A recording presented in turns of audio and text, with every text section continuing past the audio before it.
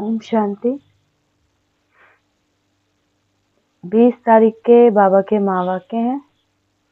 बाबा कहते हैं, मीठे बच्चे, मनमना भव के वशीकरण मंत्र से ही तुम माया पर जीत पा सकते हो। यही मंत्र सबको याद दिलाओ। प्रश्न है, इस बेहद के ड्रामा में सबसे जबरदस्त लेबर्स नौकर कौन कौन है और कैसे?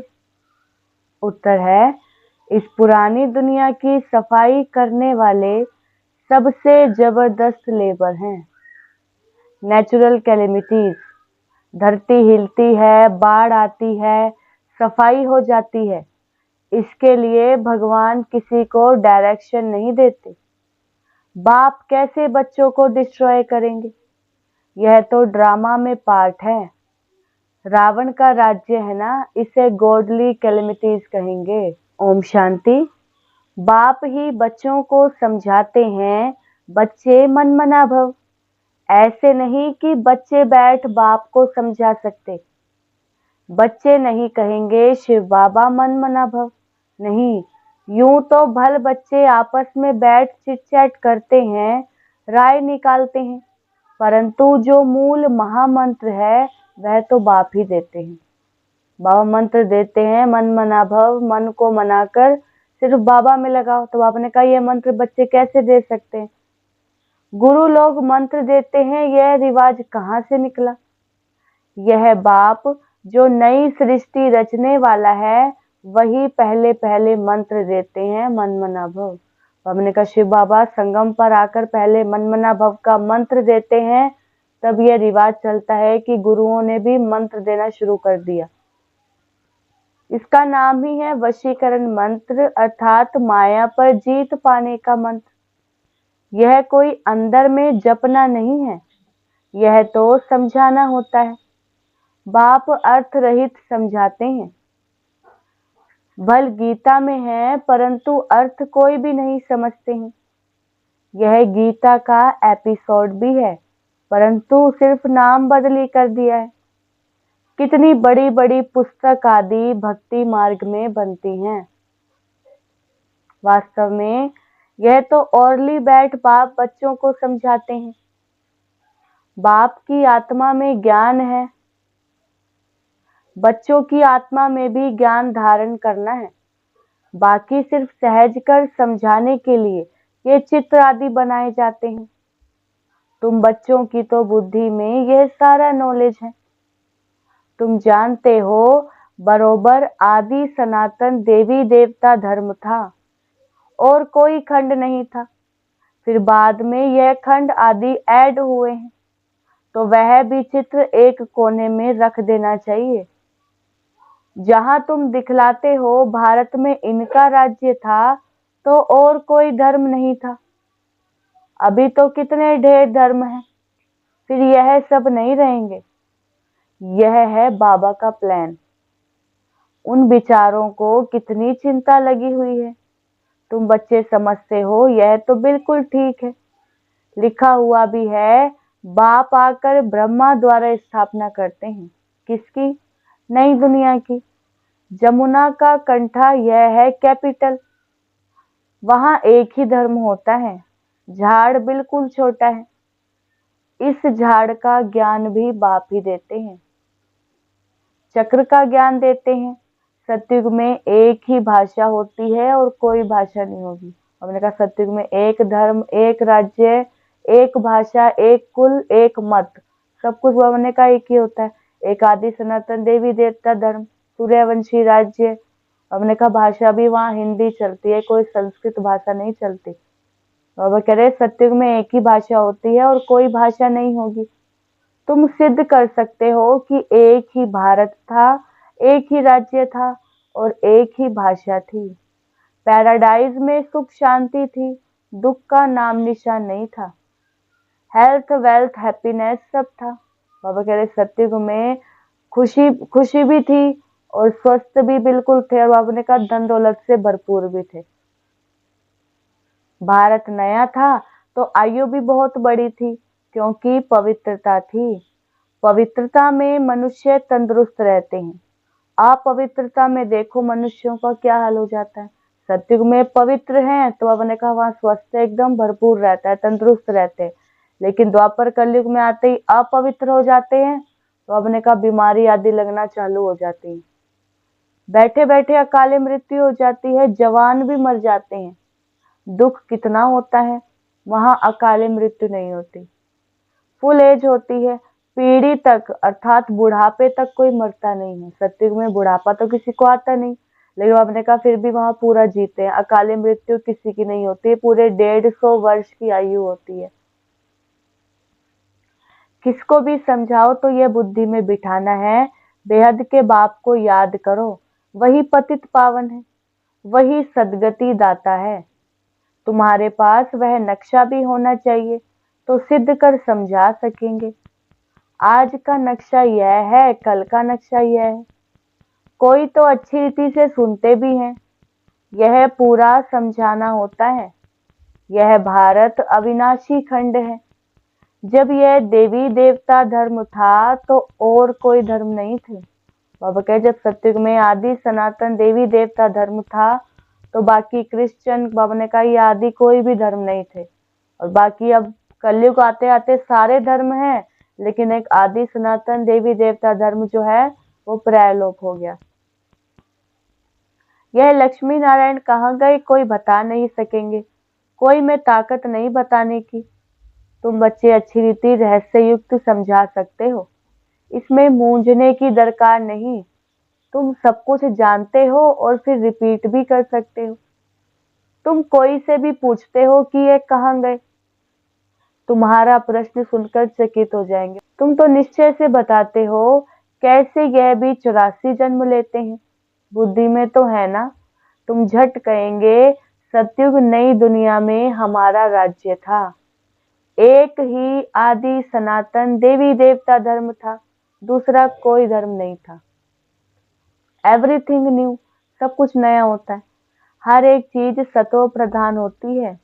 सोना भी कितना अथाह होता है, कितना सहज निकलता होगा, जो फिर ईंटें मकान आदि बनाते होंगे। हमने कहा वहां तो ईंटें भी सोने की होंगी, वहां तो सब कुछ सोने का होता है। खानियां सब नहीं होंगी ना, इमिटेशन तो निकालेंगे नहीं, जबकि रियल बहुत है। यहाँ रियल का नाम नहीं है, इमिटेशन का जोर है। हमने कहा मिलावट इतनी करते हैं क्योंकि सब कुछ नकली है, रियल नहीं है। हमने कहा सत्य में मिलावट नहीं होती, आर्टिफिशियल कुछ नहीं होता, क्योंकि वहां सब कुछ असली है। इसीलिए कहा जाता है झूठी माया झूठी काया, संपत्ति भी झूठी है। हीरे मोती ऐसे ऐसे किस्म के निकलते हैं जो पता भी नहीं पड़ सकता कि सच्चा है या झूठा है। शो इतना तेज होता है जो परख ही नहीं सकते हैं कि झूठा है व सच्चा। वहां तो यह झूठी चीजें आदि नहीं होती। विनाश होता है तो सब धरती में चले जाते हैं। इतने बड़े बड़े पत्थर हीरे आदि मकानों में लगते होंगे, वहां सब कहाँ से आया होगा, कौन कट करते होंगे। इंडिया में भी एक्सपर्ट बहुत है, होशियार होते जाएंगे, फिर वहां यह होशियारी लेकर आएंगे ना। ताज आदि सिर्फ हीरो के थोड़े ही बनेंगे, वह तो बिल्कुल रिफाइंड सच्चे हीरे होते हैं। बाबा ने कहा यहाँ हर चीज में मिलावट है, आर्टिफिशियल चीजें ऐसी हैं जो एकदम सोने जैसी लगती हैं। लेकिन बाबा ने कहा सत्युग में ताज हीरे के होंगे, लेकिन एकदम बिल्कुल एकदम फ्रेश। बाबा ने कहा जो एकदम नए दिखाई दे। यह बिजली टेलीफोन मोटर आदि पहले कुछ नहीं था। बाबा के इस लाइफ के अंदर ही क्या क्या निकला है। 100 वर्ष हुए हैं जो ये सब निकले हैं। वहां तो बड़े एक्सपर्ट होते हैं, अभी तक सीखते रहते हैं, होशियार होते रहते हैं। यह भी बच्चों को साक्षात्कार कराया जाता है। वहां हेलीकॉप्टर्स भी फुल प्रूफ होते हैं, क्रैश होने का बाबा का डर ही नहीं। बच्चे भी बड़े सतो प्रधान शुरूर बुद्धि वाले होते हैं। आगे थोड़ा चलो, तुमको सब साक्षात्कार होते रहेंगे। जैसे अपने देश के नजदीक आते हैं तो झाड़ दिखाई पड़ते हैं ना, अंदर में खुशी होती रहती है। अब घर आया कि आया, अभी आकर पहुंचे हैं। पिछाड़ी में तुमको भी ऐसे साक्षात्कार होते रहेंगे। बच्चे समझते हैं मोस्ट बिलवेड बाबा है, वह है ही सुप्रीम आत्मा, उनको सब याद भी करते हैं। भक्ति मार्ग में तुम याद भी करते थे ना परमात्मा को, परंतु यह मालूम नहीं था कि वह छोटा है वह बड़ा है। बाबा कह रहे याद तो भक्ति मार्ग से करते आए हैं द्वापर से, लेकिन बाबा ने कहा पहले जानते नहीं थे कि किस रूप में याद करना है। गाते भी हैं चमकता है अजब सितारा भ्रिकुटी के बीच में, तो जरूर बिंदी मिसल होगा ना। उनको ही कहा जाता है सुप्रीम आत्मा, माना परमात्मा। उनमें खूबियां तो सब है ही, ज्ञान का सागर है, क्या ज्ञान सुनाएंगे। वह तो जब सुनावे तब तो मालूम पड़े ना।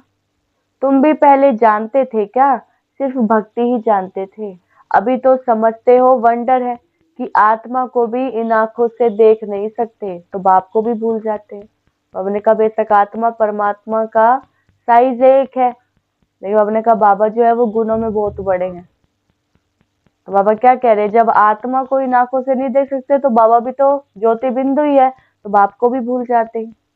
ड्रामा में पार्टी ऐसा है जिसको विश्व का मालिक बनाते हैं, उनका नाम डाल देते हैं और बनाने वाले का नाम गुम कर देते हैं। जिसको विश्व का मालिक बनाया, माना कृष्ण को विश्व का मालिक बनाया, तो गीता में कृष्ण का नाम डाल दिया। अब ने कहा जो बनाने वाला है शिव बाबा, उनका नाम ही गुम कर दिया। श्री कृष्ण को त्रिलोकीनाथ वैकुंठनाथ कह दिया है, अर्थ कुछ नहीं समझते, सिर्फ बढ़ाई दे देते हैं। भक्ति मार्ग में अनेक बातें बैठ बनाई हैं। कहते हैं भगवान में इतनी ताकत है, वह हजारों सूर्य से तेज है, सबको भस्म कर सकते हैं। ऐसी ऐसी बातें बना दी हैं। अब बाप कहते हैं मैं अपने बच्चों को जलाऊंगा कैसे? अगर भगवान में इतना तेज आ जाए, हमने कहा योग कैसे लगाएंगे? ये तो हो ही नहीं सकता। बच्चों को बाप डिस्ट्रॉय करेंगे क्या? नहीं, यह तो ड्रामा में पार्ट है कि पुरानी दुनिया खत्म होनी है। पुरानी दुनिया के विनाश के लिए ये नेचुरल कैलेमिटीज सब लेवर्स हैं। बाबा ने कहा प्राकृतिक आपदाएं जो हैं वो अपने आप काम करती हैं सारा। बाढ़, भूकंप, बाबा ने कहा ये भूचाल आदि विनाश के लिए खूब काम में आएंगे। कितने जबरदस्त लेबर्स हैं, ऐसे नहीं कि उनको बाप का डायरेक्शन है कि विनाश करो। अब बाबा कह रहे बाबा ने भी प्राकृतिक आपदाओं को ये भी नहीं कहा कि विनाश करो, नहीं। तूफान लगते हैं, फेमन होता है, भगवान कहते हैं क्या यह करो? कभी नहीं, यह तो ड्रामा में पार्ट है। बाप नहीं कहते हैं बॉम्ब्स बनाओ, फिर बाबा ने कहा बन तो रहे हैं। यह सब रावण की मत कहेंगे, यह बना बनाया ड्रामा है। रावण का राज्य है तो आसुरी बुद्धि बन जाते हैं, कितने मरते हैं, आखिरी में सब जला देंगे। यह बना बनाया खेल है जो रिपीट होता है। बाकी ऐसे नहीं कि शंकर की आंख खोलने से विनाश हो जाता है। इनकी गॉडली कैलेमिटीज भी नहीं कहेंगे, ये तो नेचुरली है। अब बाप तुम बच्चों को श्रीमत दे रहे हैं, कोई को दुख आदि देने की बात नहीं। बाप तो है ही सुख का रास्ता बताने वाला। ड्रामा प्लान अनुसार मकान पुराना तो होता ही जाएगा। बाप भी कहते हैं ये सारी दुनिया पुरानी हो गई है, ये खलास होनी चाहिए। हमने कहा कोई चीज नहीं है तो वो समय के अकॉर्डिंग पुरानी हो ही जाएगी। तो पहले दुनिया नई थी, अब पुरानी हो गई, अब बाबा दोबारा नई बना रहे। आपस में लड़ते देखो कैसे हैं, आसुरी बुद्धि है ना। जब ईश्वरीय बुद्धि है तो कोई भी मारने आदि की बात नहीं होती। बाप कहते हैं मैं तो सबका बाप हूँ, हमारा सब पर प्यार है। बाबा देखते हैं यहाँ है, फिर अनन्य बच्चों तरफ ही नजर जाती है जो बाप को बहुत प्रेम से याद करते हैं, सर्विस भी करते हैं। यहाँ बैठे बाप की नजर सर्विसेबल बच्चों तरफ चली जाती है। कभी देहरादून बाबा, कभी कहीं, कभी दिल्ली। जो बच्चे मुझे याद करते हैं मैं भी उन्हों को याद करता हूँ, और जो मुझे याद नहीं करते तो भी मैं सबको याद करता हूँ। बाबा ने कहा जो याद करते हैं उन्हें तो याद करते ही हैं, लेकिन जो याद नहीं करते हैं बाबा कह रहे हैं उन्हें को मैं याद कर सकता हूँ, क्योंकि मुझे तो सबको ही ले जाना है ना। हाँ, जो मेरे द्वारा सृष्टि चक्र की नॉलेज को समझते हैं नंबरवार, वह फिर ऊंच पद पाएंगे। यह बेहद की बातें हैं। वह टीचर आदि होते हैं हद के, यह तो बेहद का है। हमने कहा वो तो कम स्टूडेंट्स को पढ़ाते हैं, लेकिन हमने कहा शिव बाबा तो सबका ही कल्याण करने आए, तो बच्चों के अंदर में कितनी खुशी होनी चाहिए। बाप कहते हैं सबका पार्ट एक जैसा नहीं हो सकता है, इनका तो पाठ था, परंतु फॉलो करने वाले कोर्टों में कोई निकले। कहते हैं बाबा हम 7 दिन का बच्चा हूँ, 1 दिन का बच्चा हूँ, तो पूंगरे ठहरे ना। तो बाप हर बात समझाते रहते हैं। नदी भी बरोबर पार कर आए हैं। बाप के आने से ही ज्ञान शुरू हुआ है। उनकी कितनी महिमा है। वह गीता के अध्याय तो तुमने जन्म जन्मांतर कितने बार पढ़े होंगे। फर्क देखो कितना है। वहां कहाँ श्री कृष्ण भगवानुवाच और कहाँ शिव परमात्मा वाच। रात दिन का फर्क है। तुम्हारी बुद्धि में अब है, हम सचखंड में थे, सुख भी बहुत देखा। 3/4 सुख देखते हो। बाप ने ड्रामा सुख के लिए बनाया है, ना कि दुख के लिए। यह तो बाद में तुमको दुख मिला है। लड़ाई तो इतनी जल्दी लग नहीं सकती। तुमको बहुत सुख मिलता है।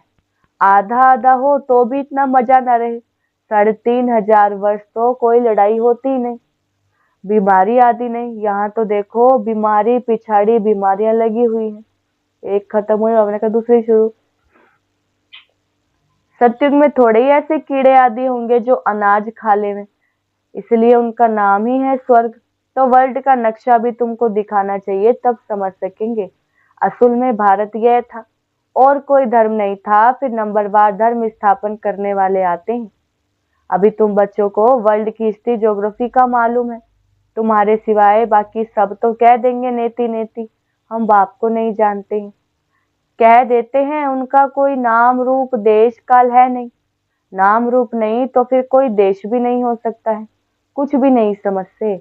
अब बाप अपना यथार्थ परिचय तुम बच्चों को देते हैं। अच्छा, मीठे मीठे सिकिलदे बच्चों प्रति माता पिता बाप दादा का याद प्यार और गुड मॉर्निंग।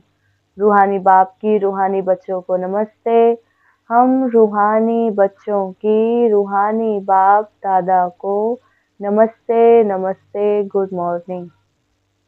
धारणा के लिए मुख्य सार। फर्स्ट पॉइंट है, सदा अपार खुशी में रहने के लिए बेहद का बाप जो बेहद की बातें सुनाते हैं उनका सिमरन करना है और बाप को फॉलो करते चलना है। दूसरा पॉइंट, सदा तंदुरुस्त रहने के लिए पवित्रता को अपनाना है।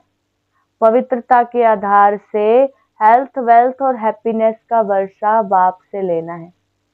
वरदान दिया बाबा ने, सर्व प्राप्तियों को स्मृति में इमर्ज रख, सदा संपन्न रहने वाली संतुष्ट आत्मा भव।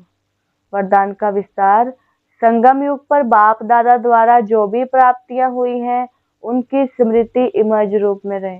भूलना नहीं है बाबा से जो कुछ मिला है। तो प्राप्तियों की खुशी कभी नीचे हलचल में नहीं लाएगी, सदा अचल रहेंगे। संपन्नता अचल बनाती है, हलचल से छुड़ा देती है। जो सर्व प्राप्तियों से संपन्न है वह सदा राजी और सदा संतुष्ट रहते हैं।